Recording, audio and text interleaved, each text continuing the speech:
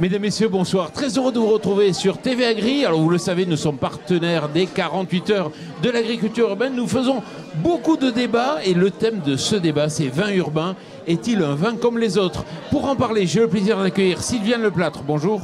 Bonjour. Vous êtes viticultrice près de Montpellier et œnologue. Oui, c'est tout à fait. Voilà, juste à vos côtés, Édouard Roussès, bonjour. Ah, il faut prendre le micro, Bonjour. Édouard Rousset, voilà. Vous êtes cofondateur de Houblon de France. Houblon de France, c'est quoi? C'est une association de relocalisation du houblon français au plus proche des brasseries. Voilà. Et juste à ma gauche, donc Marc Fèvre, bonjour. Bonjour. Vous êtes vigneron en Ile-de-France. Et puis, avec Guillaume Le Terrier, qui est juste à vos côtés, vous représentez donc le collectif Cyclamen. C'est quoi? Clinamen. Clinamen, pardon. Clinamen, la promotion des pratiques paysannes en ville. Et donc du coup, on travaille essentiellement à collecte de savoir vernaculaire pour pouvoir faire revivre le patrimoine parisien et la manière de produire à l'intérieur de la ville en se réinventant sur des tout petits exemplaires à vocation productive. Bon, et vous avez planté des vignes. Et vous avez là-dessus Atelier Tampon. Je suis, moi, issu de l'Atelier Tampon, j'ai créé ça il y a 18 ans à peu près, où je défends les vins naturels, les vins vivants, c'est-à-dire les vins naturels sans sulfite. Et j'ai intégré l'association Clinamen depuis 3 ans pour ce projet d'agriculture urbaine. Sylviane Leplâtre, est-ce qu'il y a aujourd'hui des vins produits en ville? La réponse est oui. Est-ce qu'ils sont différents des autres vins et pourquoi? Pour une définition globale, un vin produit en ville est le même qu'un vin produit à la campagne, enfin un vin rural, si on peut dire la différence urbain-rural, puisque c'est le produit uniquement de raisin, de la fermentation de raisin. Ça, c'est la définition. Et tout le monde qui fait du vin en ville ou à la campagne fait du vin à partir de raisin. Donc à la base, c'est la même chose. Après, on peut dire qu'il y a des différences qui sont issues du contexte dans lequel pousse la vigne. Alors effectivement, une vigne pousse dans un milieu avec un sol particulier, un climat particulier et aussi des gens particuliers qui s'en occupent. Alors donc, un sol, par exemple, dans pas mal de situations viticoles urbaines, les sols sont des sols remaniés. Ce ne sont pas des sols réels. Ils ont été transformés à la suite d'opérations immobilières. Donc là, ce n'est pas vraiment un vrai sol, mais ce n'est pas le cas, hein, on ne va pas généraliser.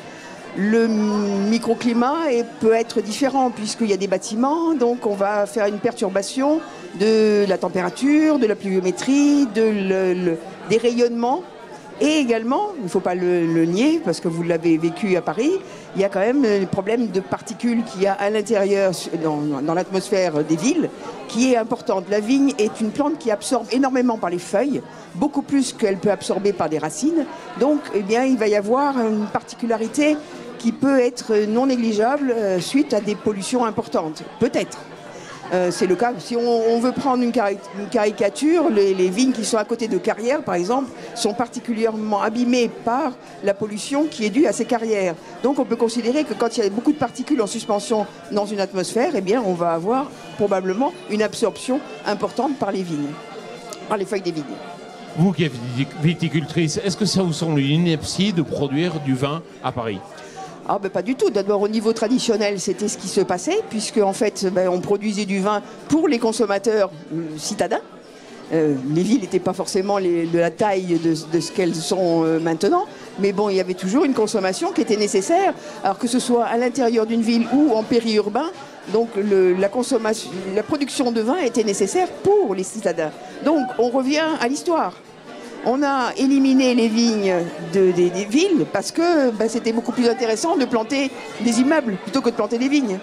Et c'était plus facile, plus aisé au niveau des travaux agricoles de planter des vignes dans les campagnes.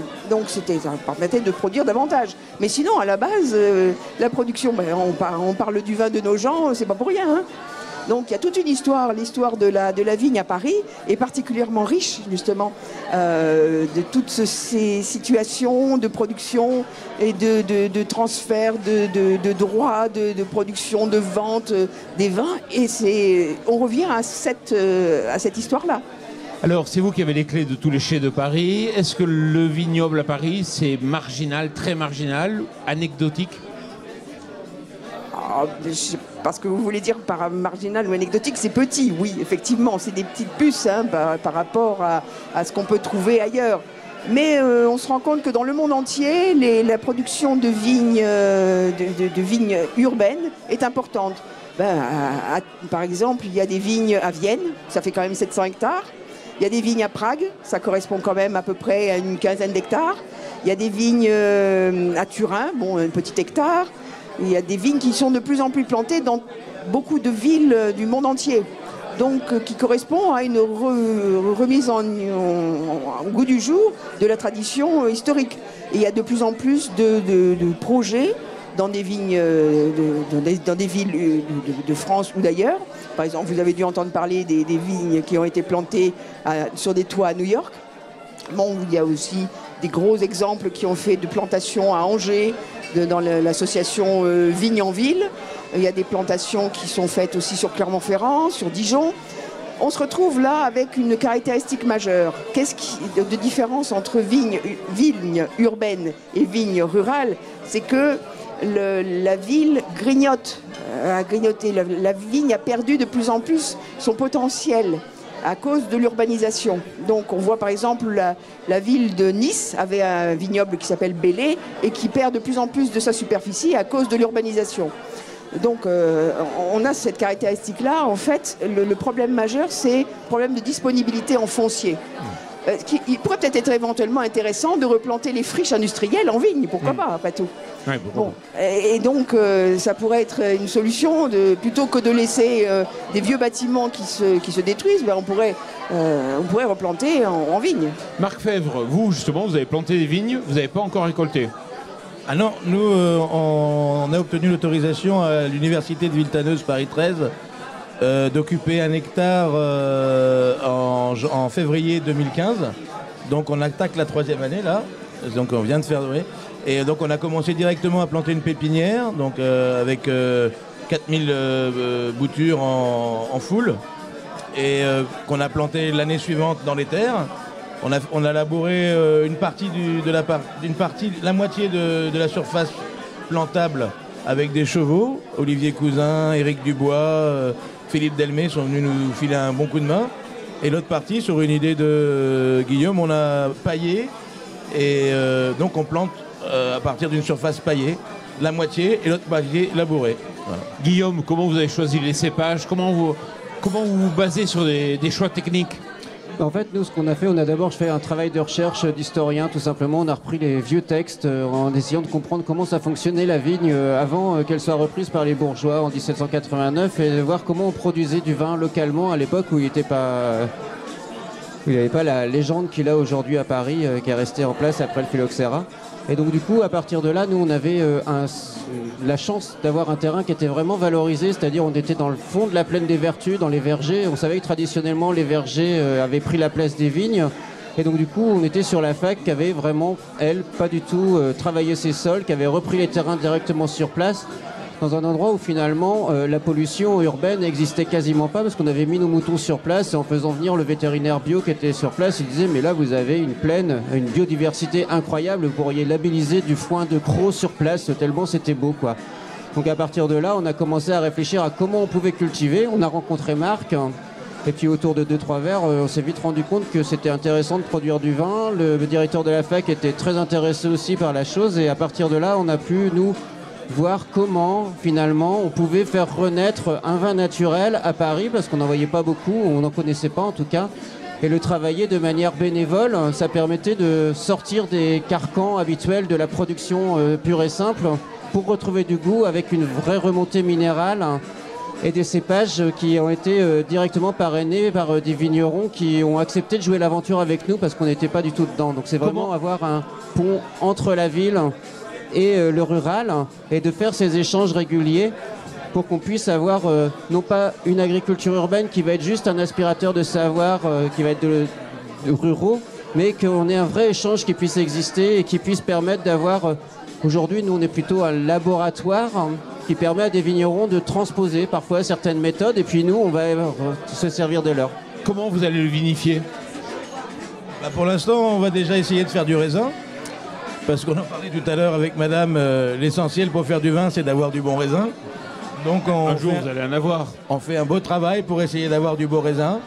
Et quand on aura un beau raisin, on va pouvoir vinifier dans le parc de la Courneuve, où il y a le centre de Clinamène, où il y a donc 2 maisons Clinamène. Et là, on va vinifier avec un pressoir à main, avec des cuves, avec des barriques. On va essayer de vinifier de la manière la plus simple possible pour faire des vins les plus vivants possibles. Voilà. Édouard Rousset, vous n'intervenez pas qu'à Paris en fait, mais vous avez un projet à Paris. Exactement. Alors, c'est pas de la vigne, mais c'est une cousine. En fait, avec Houblon de France, on a fait le même travail que l'association Clinamen, où on a commencé par faire des recherches historiques et Internet nous a beaucoup aidés. La première chose qu'on a appris de cette recherche, c'est que la vigne et le houblon, c'est deux cultures qui ont toujours coexisté. Et de la même manière que la culture vinicole et la culture brassicole en France, la culture de la bière, la culture du vin, l'histoire et les religions ont voulu que ce soit séparé et que le vin prenne sa place dans la culture populaire et la bière a pris du retrait et s'est installée un peu plus vers le nord et à l'est. Mais voilà, la première chose que ça nous a appris, c'est que la bière et le vin sont vraiment frères et sœurs. La deuxième chose, c'est qu'il y avait des brasseries sur tout le territoire français. Et naturellement, il y avait des houblonnières sur tout le territoire français. C'était évident que le houblon soit très proche des brasseries. Et donc on a créé cette association Houblon de France pour accompagner des agriculteurs, pour accompagner des porteurs de projets de houblonnières à monter leur houblonnière partout en France, au plus proche des brasseries. Et à Paris, il y a 7 brasseries intramuros et il y en a une 60aine en Ile-de-France. Donc naturellement, il nous paraissait évident de favoriser, de créer quelque chose autour du houblon urbain. Il y a quelque chose de fantastique avec le houblon, c'est que c'est une plante grimpante qui peut monter jusqu'à 8 voire 10 mètres de haut. Là où la vigne se bat pour le moindre mètre carré, on a la chance dans le houblon d'avoir des murs partout dans Paris. Et Paris est une forêt de murs. Donc c'est un terrain de jeu excellent pour le houblon. Et on peut laisser la vigne aussi pousser le long des murs, hein. C'est une liane à la base. Si on la met comme houblon, ça, un pied de vigne, voilà. Un pied de houblon, un pied de vigne. Mais c'est vrai que le houblon est bien adapté au mur.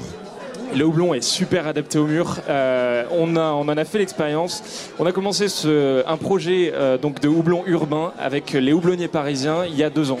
Donc en 2015, on a commencé à planter 4-5 pieds un peu partout dans Paris, un peu sauvagement, je l'avoue, dans des lieux où on n'avait pas forcément déclaré tout ça.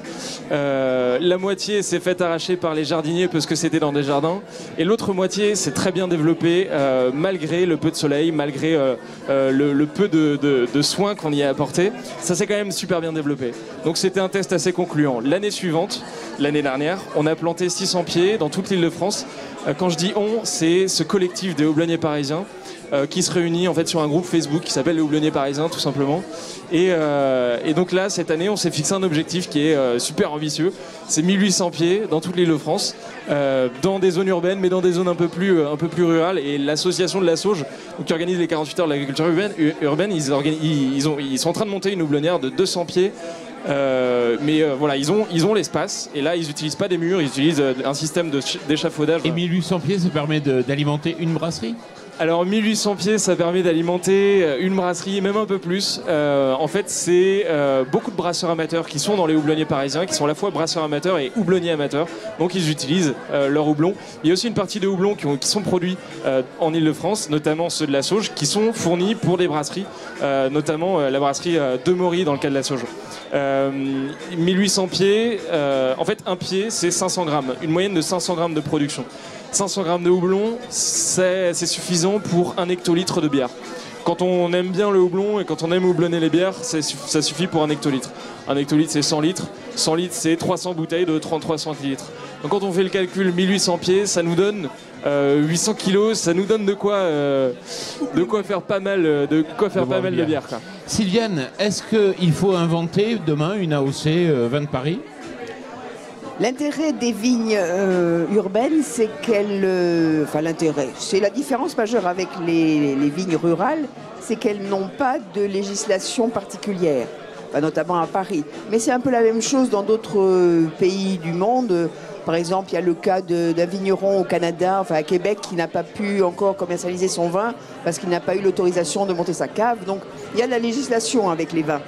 Il y a de l'alcool dans un vin, donc il y a de la législation qui va avec. Donc la particularité, notamment en France, c'est que la législation est relativement lourde. Donc dans les vignes urbaines comme Paris, il n'y a pas de législation. Pour le moment, les vins n'existent pas, ou quasiment pas.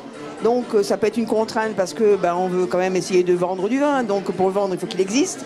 Mais d'un autre côté aussi, si la législation n'est pas trop lourde, eh bien ça peut être une vaste étendue de liberté, d'innovation, et de richesse là-dessus qui est à garder. Il faut la conserver, cette capacité d'innovation. Il faut vraiment la conserver. Et si une législation doit exister un jour, ce qui pourrait être utile pour la commercialisation de ces vins, eh bien, qu'elle soit la plus légère possible, de façon à qu'il n'y ait pas de contrainte majeure qui va briser et brider l'innovation et la richesse de l'invention de tous ces vignerons qui s'installent dans les vignes urbaines. Alors, puisque vous proposiez de rebondir, moi je voudrais quand même dire qu'il y a une formule qui nous plaît beaucoup, qui me plaît beaucoup pour AOC, c'est aimer, observer, cultiver. Très bien, c'est une nouvelle définition. Et c'est celle à laquelle on s'applique. Bon, on va finir sur cette définition. Madame, merci beaucoup, messieurs, félicitations. Et puis merci à vous.